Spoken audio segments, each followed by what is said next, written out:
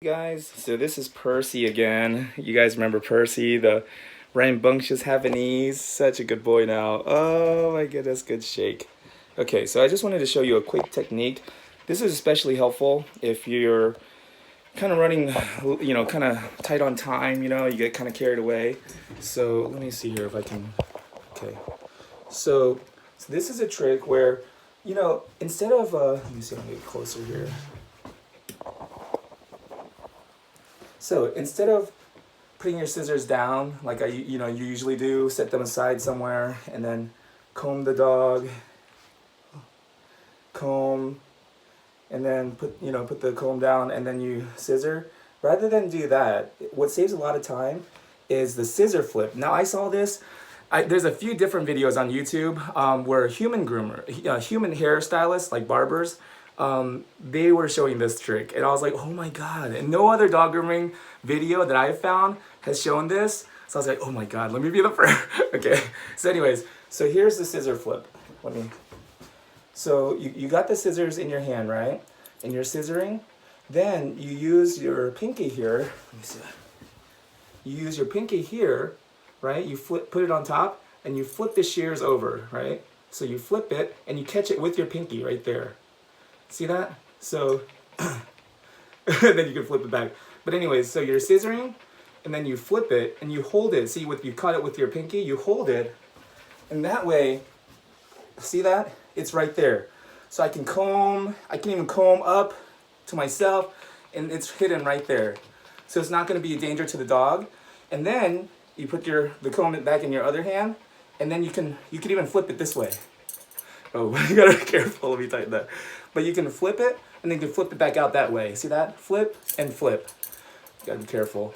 Or you flip it there, and then I can just flip it back out. Flip and flip. See that? And it's a little bit more difficult with the curved shears. I can show you with my Red Robins, but again, these are kind of big, so it's gonna be a little bit. But again, so I'll just show you real time.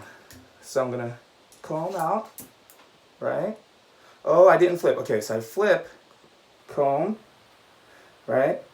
And then flip it back out, and then I can, see that? That way it saves you time, and then you just flip it again, and then you can keep working. See that? The scissor flip. So, a little tip, especially when you're scissoring, you're combing, So instead of, see that? That was dangerous right there. When I'm combing like this with the scissor blade out, he can accidentally hit it. See that? So that's why the scissor flip is so helpful. You flip it in, you hold it like that, and then you comb out, right? And then you can even flip it back out that way, and like that. See that? Now I've been practicing. I'll just admit, I went home and I practiced the scissor flip. I've been practicing this for a few days without a dog in front of me. So, practice that a little bit. Let me see if there's any comments coming in. Oh my goodness. Daisy hey, what's up, Daisy the flower? Nice to see you again. Nice tip. Kim Markey, ha. Liz Vargas, ha, I'm too lame to do that. Oh, you're not lame. Come on. It's really not that hard. You're holding the scissors like that anyways, and then you flip your pinky finger over, kick it out. That's it. And then you can flip it back out. Okay, especially when a client is watching you and you're scissoring and you flip it and then you're combing and then you flip it back out, and you're scissoring, they're gonna be like, wow, this is an artist. Okay, Melly D, I'll try it and keep my scissor sharpening guy on call for when I inevitably drop them. Yeah, that's the thing. It's that's why I don't really like setting my scissors down on the table, because the dogs, it could knock it off the table and drop it. So I do like to keep it in my hands, but that's what I was doing. I was keeping it in my hand and I was just combing.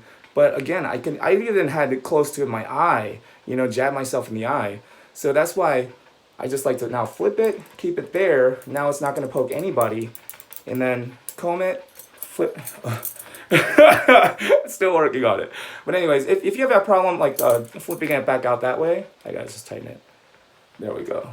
But if you have a problem with that, you can always just flip it, right? And then use your pinky here, and then just flip it back forward.